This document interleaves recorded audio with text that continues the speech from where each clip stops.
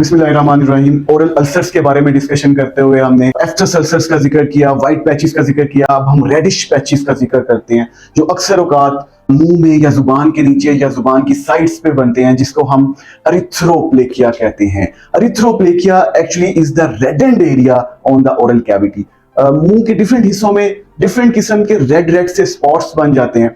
वजूहात इनकी भी chronic irritation होती है, जैसा कि टोबैको है, पान है, छालिया है, मुंह का पुअर हाइजीन है। डिफरेंट ये सारी कॉजेज अरिथ्रोप्लेकिया में आती हैं, सेम लाइक द ल्यूकोप्लेकिया। लेकिन अगर खुदा न खास्ता अरिथ्रोप्लेकिया आपको नजर आता है या रेड एंड स्पॉट्स नजर आते हैं तो इसके बारे में शुरू से ही सीरियस होने की जरूरत होती है, क्योंकि ये एक मार्कर है कैंसर का। अगर अरिथ्रोप्लेकिया है, मुंह में रेड एंड स्पॉट्स बन रहे हैं और आप छालिया लेते हैं, आप पान खाते हैं या स्मोकिंग करते हैं, प्लस आपकी ओरल हाइजीन बुरी है, तो फौरी तौर पे डॉक्टर से रुजू करना है। Erythroplakia is a serious and dangerous condition. इसके बारे में घर में होम रेमेडीज में बिल्कुल नहीं पड़ना, फौरन से डिस्कस करना है डॉक्टर से। मे भी आपकी बायोप्सीज हो और अंडरलाइन पैथोलॉजी के बारे में जानने की कोशिश की जाए।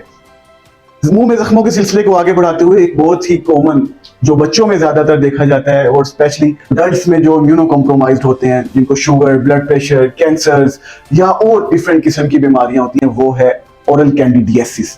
बहुत दफा देखा गया है कि पेशेंट हमारे पास आते हैं, उनके मुंह में दही की तरह सा थिक व्हाइटिश सा मटेरियल जुबान के ऊपर, चीक्स के ऊपर चिपका होता है, जो कि ओरल कैंडिडियासिस होता है। और बेसिकली ये फंगल इन्फेक्शन की वजह से होता है। वो फंगल इन्फेक्शन कैंडिडा एल्बिकेंस भी हो सकती है, यीस्ट की वजह से भी हो सकता है।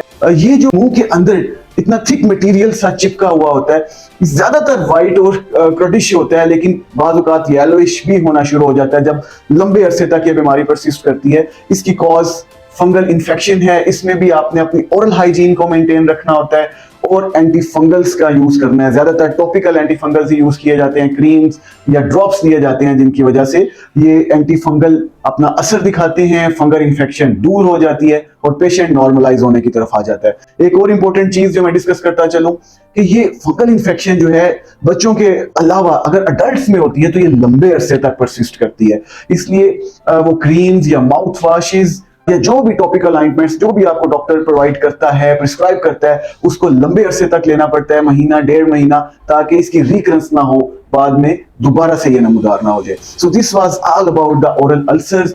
होम मैसेज ये है कि अपनी हाइजीन का ख्याल रखें, स्पेशली ओरल हाइजीन का ख्याल रखें। अच्छे टूथपेस्ट को यूज करें, अच्छे टूथब्रश को यूज करें और हफ्ते में 1 से 2 बार कोई अच्छा माउथ वॉश जरूर यूज करें। स्पेशली अगर आप स्मोकर हैं, अगर आप टोबैको ईटर, पान ईटर या छालिया ईटर हैं, तो आपको अपनी ओरल हाइजीन पे बहुत ज्यादा फोकस करना पड़ता है। This was all about the oral ulcers. इंशाल्लाह नेक्स्ट लेक्चर्स में हम अब थ्रोट के बारे में डिस्कस करना शुरू करेंगे और गले की बीमारियों को जानने की कोशिश करेंगे। Stay tuned. Thank you very much.